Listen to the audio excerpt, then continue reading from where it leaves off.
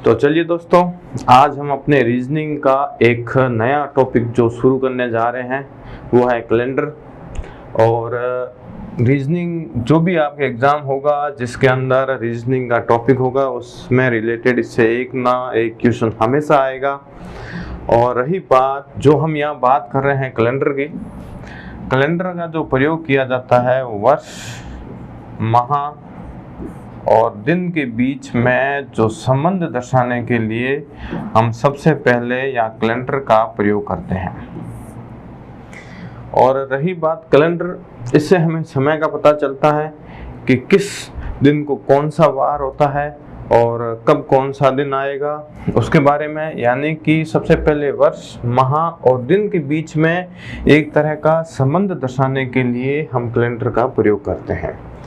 अगर हम आजकल के हिसाब से देखें तो एक कैलेंडर जिसे एक वर्ष भी मानते हैं नॉर्मली भाषा में, इसमें जनवरी से लेकर दिसंबर तक यानी 12 महीने होते हैं। अगर मैं यहाँ बात करूं, जो एक कैलेंडर में सबसे पहले जो दर्शाया जाता है वो दर्शाया जाता है कैलेंडर में वर्ष को, ठीक है, ईयर।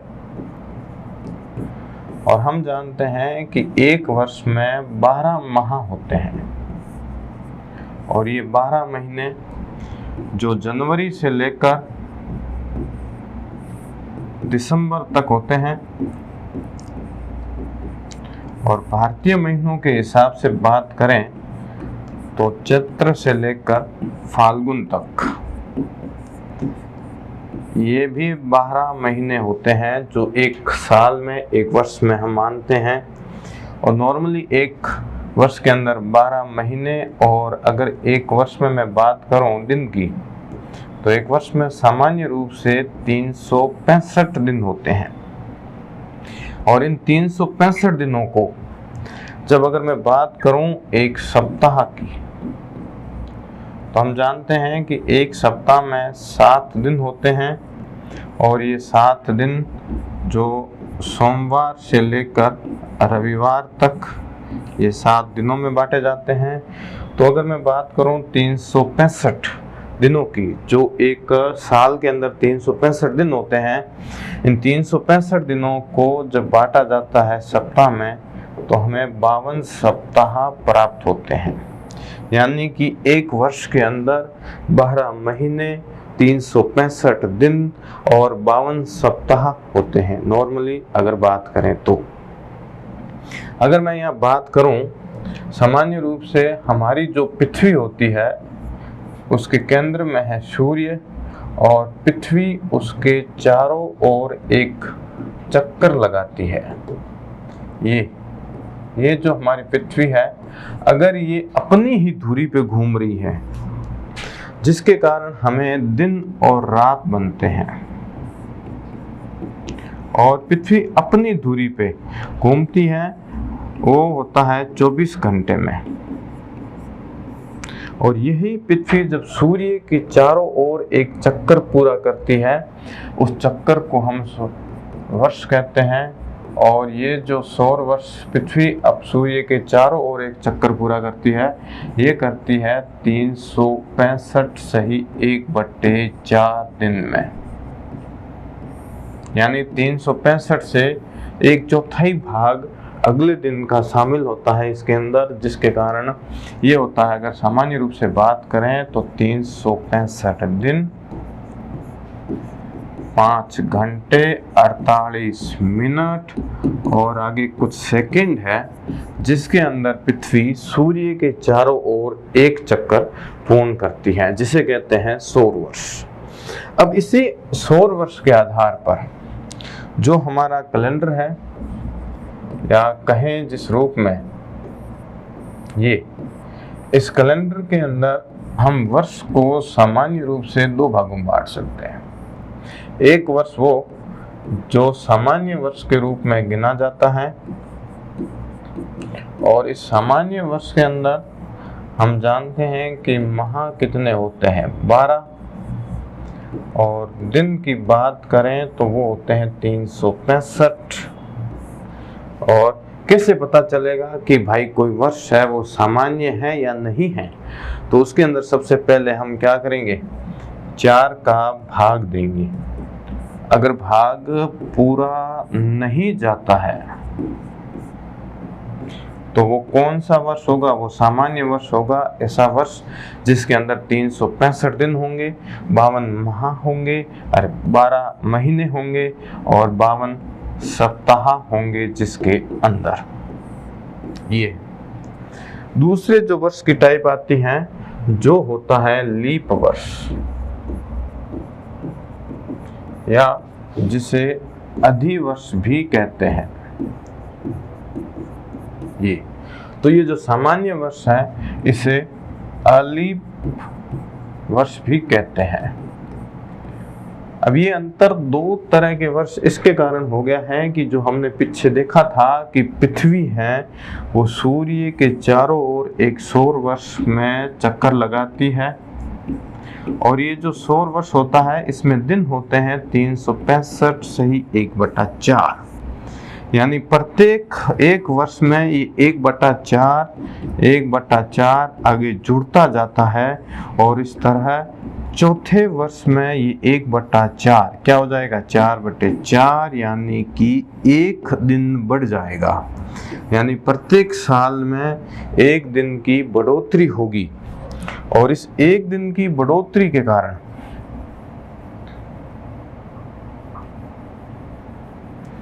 जो ये दिन बढ़ेगा उसके कारण इस लीप वर्ष में जो माह होंगे, महीने, वो तो 12 के 12 होंगे, और जो सप्ताह आएगा इसके अंदर वो 52 के 52 आएंगे।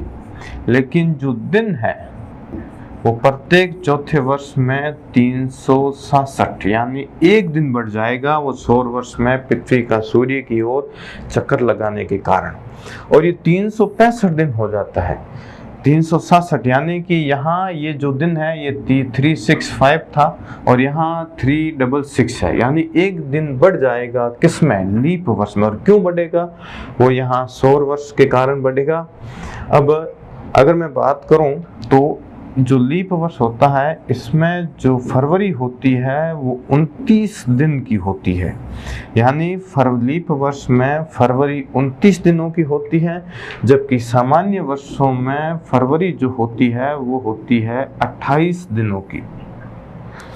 अगर मैं यहाँ बात करूं तो कि भाई 2 वर्ष हमें दे दिया, जैसे कि मैं यहाँ देखना चाहता हूँ 2023 जो वर्तमान का वर्ष है, अब ये सामान्य वर्ष है या लीप वर्ष है, यानी कि मैं ये देखना चाहता हूँ कि 2023 में फरवरी 28 दिन की है या फरवरी 29 दिन की है। तो उसके लिए एक ही सिद्धांत है कि इसके अंदर 4 का भाग देते हैं।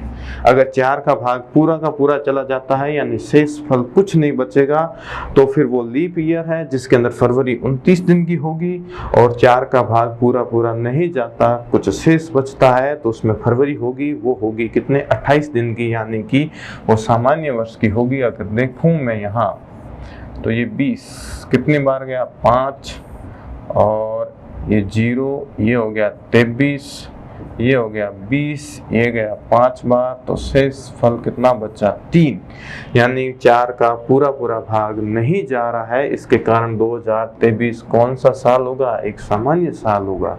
4 का भाग इसलिए देते हैं कि प्रत्येक 4 वर्ष के बाद, प्रत्येक 4 वर्ष में एक लीप वर्ष होता है। अगर मैं सामान्य वर्ष की बात करूं तो जैसे कि 1997, और अगर बात करूं 1999 की, 2001 की, अपना जो 2022 है, 2021 है और ये 2023 है, ये सामान्य वर्ष में आएंगे। अगर मैं लीप वर्ष की यहाँ बात करूं तो लीप वर्ष में ये हो जाएगा कि 2001 लीप वर्ष है, 2004, 2008, यहाँ 2020 और 2024 ये भी एक तरह का लीप वर्ष है। तो ये वर्ष की सामान्य बात रही जानकारी। अब आगे हमें अगर कुछ टाइप की क्वेश्चन को सॉल्व करना है, जिसके अंदर सबसे पहले हमें ये पता लगाना पड़ेगा कि कोई वर्ष दे रखा है वो सामान्य वर्ष है या फिर वो लीप है वर्ष है। तो ये पता लगाने के लिए हमें इस वर्ष के अंदर किसका भाग देना होता है, 4 का। उसके बाद हमें ये निकालना होता है कि जो दिन दे रखा है उस दिन को कौन सा वार होगा, या कोई दिनांक दे दी, उस दिनांक को हमें पूछेगा कि भाई दिनांक को कौन सा वार होगा। तो जो हमें दिनों के बीच का अंतर है, उन दिनों के अंतर में हमें निकालने हैं सप्ताह कितने आते हैं, यानी क्योंकि एक सप्ताह के अंदर दिन वापस हो के वो रिपीट होते हैं। तो जितने 3 सप्ताह है तो 21 दिन आप वैसे साइड में कर दो, क्योंकि उसके बाद अगर 2 शेषफल ज़्यादा दिन है तो जो पीछे हमें तारीख और सप्ताह दे रखा था उससे 2 दिन आगे हम निकलेंगे। जैसे मंगलवार दे रखा था तो 3 मंगलवार रिपीट होंगे, उसके बाद 2 शेषफल यानी 3 सप्ताह और 2 दिन है तो बुध और गुरुवार होगा। उस टाइप के हम यहाँ क्वेश्चन करेंगे। अब अगर मैं देखूं कोई सामान्य वर्ष है, पीछे हमने देखा था कि सामान्य वर्ष वो वर्ष है जिसके अंदर 365 दिन होते हैं और फरवरी होती है वो होती है 28 की, जिसके अंदर 4 का भाग पूरा का पूरा नहीं जाता है, वो होता है सामान्य वर्ष। तो ऐसे वर्ष सामान्य वर्ष में वर्ष जिस वार को शुरू होगा उसी वार को खत्म होगा, यानी वार को पूरा होगा। यानी कि देखें कि जैसे कि माना कि 1 जनवरी 2008 को मंगलवार था, तो 31 दिसंबर 2009 को भी क्या होगा, ये मंगलवार होगा। ये एक सामान्य वर्ष है जिसके अंदर 4 का भाग पूरा पूरा नहीं जाता है। यानी यहाँ सबसे पहले देखना है कि वो सामान्य वर्ष है या फिर लीप ईयर है। उसी तरह अगर मैं बात करूं अगर सामान्य वर्ष की, जैसे कि 2011 की, इसके अंदर 1 जनवरी जिस दिन को होगी 31 दिसंबर भी उसी दिन को होगा। एक तो ये हमें ध्यान रखना है। दूसरी अगर बात करूं मैं लीप वर्ष की, लीप वर्ष जिसके अंदर दिन होते हैं 366 और जिसके अंदर फरवरी होती है वो होती है 29 दिनों की, और जिसके अंदर 4 का भाग पूरा पूरा जाता है वो होता है हमारा लीप ईयर। और अगर लीप ईयर की बात करूं, इसमें ये होता है कि एक वर्ष जिस दिन को शुरू होगा उसके अगले दिन को खत्म होगा। यानी 1 जनवरी 2008 को अगर सोमवार है तो 31 दिसंबर 2008 को मंगलवार होगा। ये इसके कारण होता है कि सामान्य वर्ष में जिस दिन को वर्ष की शुरुआत होती है उसी दिन वर्ष की समाप्ति होती है, लेकिन लीप वर्ष में यहाँ फरवरी 1 दिन बढ़ जाती है, यानी 28 से 1 दिन बढ़ोतरी होती है, उसके कारण ये 1 दिन आगे समाप्त होगा। ये रही बात। अब आगे हम कुछ टाइप की क्वेश्चन देखेंगे, एग्जाम्पल धीरे धीरे जिस टाइप के आपके एग्जाम में हमेशा आते हैं। अगर मैं बात करूं यहाँ, जैसे कि ये आपके पहले टाइप का एग्जाम्पल है और इसमें जो ये दे रखा है वो ये दे रखा है कि भाई 2 मार्च को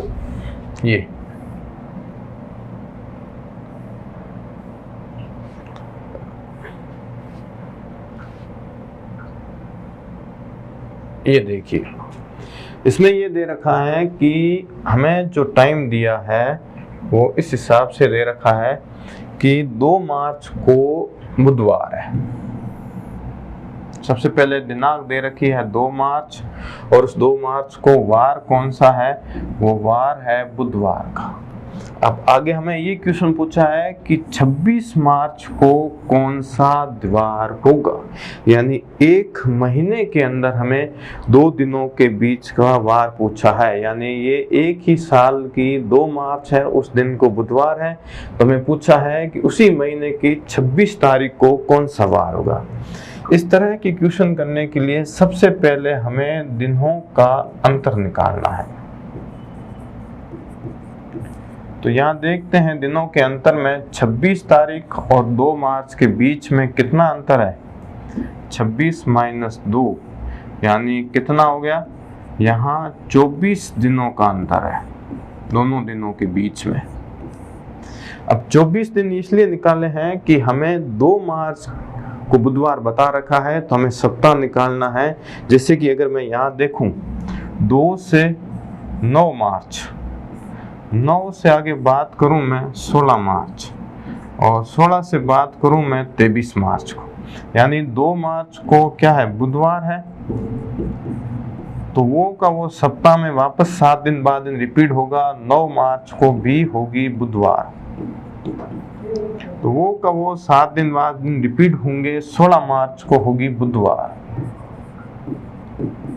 और वो का वो दिन रिपीट होगा, और यहाँ 23 मार्च को होगी बुधवार। यानी जो हम दिनों का अंतर निकालते हैं इसके अंदर फिर 7 का भाग देते हैं। भाग क्यों देते हैं, क्योंकि इस तरह हमें सप्ताह निकालना है। ये 7 दिन, ये 7 दिन, ये 7 दिन, क्योंकि 7 दिन बाद वापस दिन रिपीट होंगे, इस कारण वो कोई मतलब नहीं है हर दिन को। जैसे ये बुधवार है 2 तारीख को, 9 तारीख को बुधवार, और 16 को बुधवार और 23 को बुधवार, तो भाग देंगे 24 का, जिससे 7 का भाग देते हैं, तो ये हो गया कितने, 21।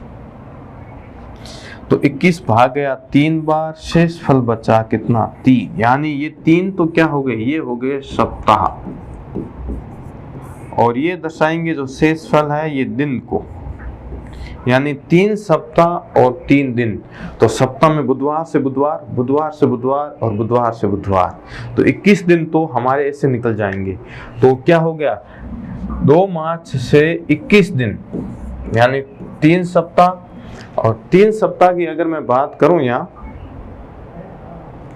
तो 21 दिन यूं निकल जाएंगे, और उसके बाद अगर मैं बात करूं तो 3 दिन शेष फल बचते हैं। तो उसमें ये होगा कि बुधवार से हमें 3 दिन आगे जाने हैं। जैसे बुधवार से क्या हो जाएगा, गुरु, शुक्र और शनि, तो इसमें जो आपका आंसर होगा वो ये होगा शनिवार। ठीक है, ये आपके पहले टाइप का क्वेश्चन था। अगर मैं सेकंड टाइप के क्वेश्चन की बात करूं यहाँ, तो वो होगा आपके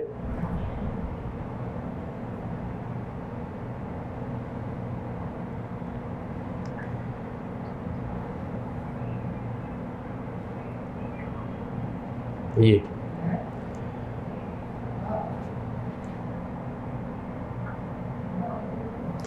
अगर मैं यहां देखूं आपका जो ये सेकंड टाइप का एग्जाम्पल है ये, तो इसमें कुछ इस तरह से है। देखिए, जैसे कि मैं इसको बड़ा करूं और आपको बताता हूं,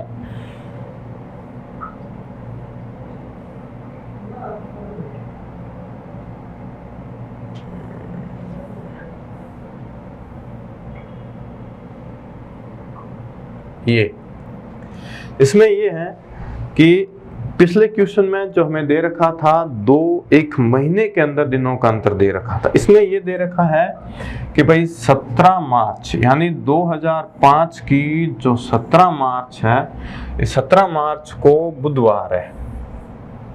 तो हमें ये बताना है कि इसी 2005 की जो 12 सितंबर है, इस दिन को कौन सा वार होगा। तो सबसे पहले हमें ये करना है कि 17 मार्च और 12 सितंबर के बीच के जितने दिन हैं उनका हमें यहाँ अंतर निकालना पड़ेगा।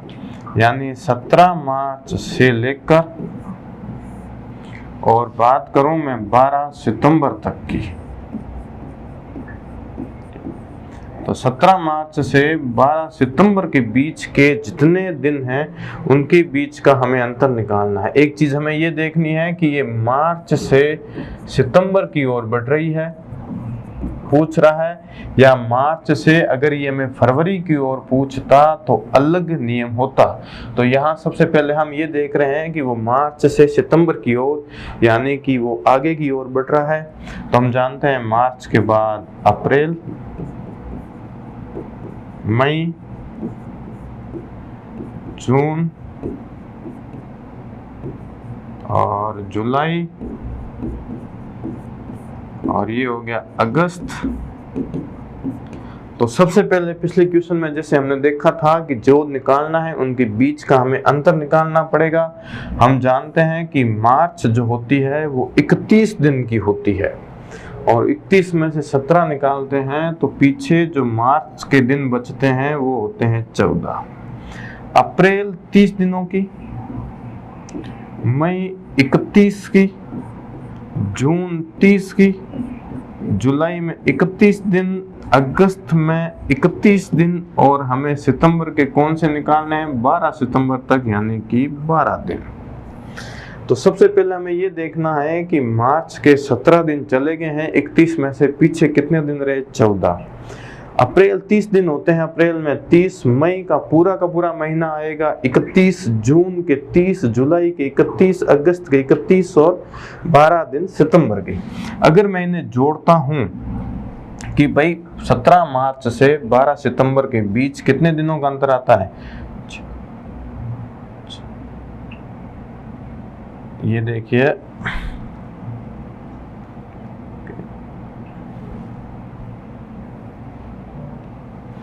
ये 4, ये 5, 6, 7, 8 और 9, 1, ये 3, 6, 3, 9, 3, 12, 15, 16 और 17, यानी ये होते हैं अंतर। कितने, 17 मार्च से 12 सितंबर के बीच दिनों का जो अंतर आता है ये।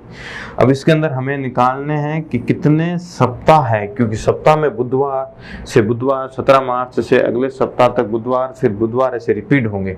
तो 7 का भाग दें तो ये 14 2 बार, ये 3, ये 39, ये 35 5 बार, और ये रहा 4 शेष फल। तो यहाँ जो सप्ताह आएंगे वो आएंगे कितने, 25, यानी बुधवार से बुधवार, बुधवार से बुधवार, ये कितने दिन रिपीट होंगे, 25 सप्ताह रिपीट होंगे। और 4 दिन, यानी बुधवार के बाद 4 दिन शेष फल बचेगा। अगर मैं यहाँ देखूं तो ये है कि 8 सितंबर को कौन सा वार होगा, 8 सितंबर को अपने यहाँ बुधवार होगा, क्योंकि 25 सप्ताह से बुधवार रिपीट होंगे। और 4 दिन एक्स्ट्रा है, यानी 9 सितंबर, 10, 11 और 12। तो हमें ये देखना है कि ये 17 मार्च से सितंबर की ओर पूछ रहा है, यानी आगे की ओर जा रहा है। तो ये जो बुधवार है इससे हम आगे की ओर बढ़ेंगे, तो ये गुरुवार, ये शुक्रवार, ये शनिवार, और ये हो गया रविवार, यानी 12 मार्च को कौन सा वार होगा, रविवार। तो इस हिसाब से इस एग्जाम्पल का आपका जो आंसर होगा वो होगा दूसरा। अगर मैं नेक्स्ट एग्जाम्पल की बात करूं यहाँ, तो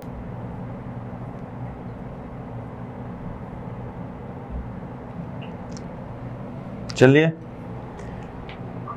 अगर मैं यहाँ बात करूं जो हमें क्वेश्चन दे रखा था उस हिसाब से कि भाई 25 जुलाई को क्या था, 25 जुलाई को हमें शुक्रवार दे रखा है।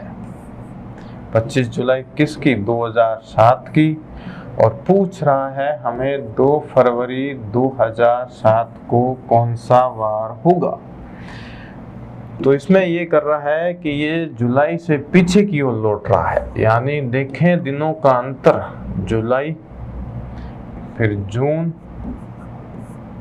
और देखें जून के बाद मई पहले आती है, मई से पहले आता है अप्रैल, अप्रैल से पहले आता है कौन सा, मार्च, और मार्च से पहले आता है फरवरी। तो हमें ये देखना है कि जुलाई के 25 दिन, जून के 30 दिन, मई के 31, अप्रैल के 30, मार्च के 31। अब हमें ये निकालना है, फरवरी की बात आई कि फरवरी एक जो 2007 वर्ष दे रखा है वो फरवरी का सामान्य वर्ष है या लीप वर्ष है। तो 4 का भाग देते हैं, पूरा पूरा नहीं जाएगा, यानी कि ये सामान्य वर्ष है, इसके अंदर फरवरी 28 दिन की होगी। तो पीछे दिन कितने से बच्चे? 26। अब दिनों का अंतर जोड़ें, 5 1 6, 7 और 6 कितने हो गए? 3। देखें 2, ये 5, ये 8 और 11 और 14 और 1 16, कितने हो गए? 163 डेज। अब इनको सप्ताह में बदलते हैं तो 7 का भाग देते हैं, 14 2 बार, ये बच्चा 2 23 21, ये 3 बार, शेषफल कितने बच्चे? 2। यानी इस हिसाब से हम क्या करेंगे, पीछे की ओर लौटेंगे, क्योंकि जुलाई से ये फरवरी की ओर जा रहा है तो हम पीछे की ओर लौटेंगे। 2 दिन, ये गुरुवार और ये हो गया बुधवार। कितने शेषफल बचे? 2 दिन। तो 2 फरवरी को आपका कौन सा वार होगा? 2 फरवरी को वार होगा बुधवार। इस हिसाब से इस तरह से क्वेश्चन करेंगे।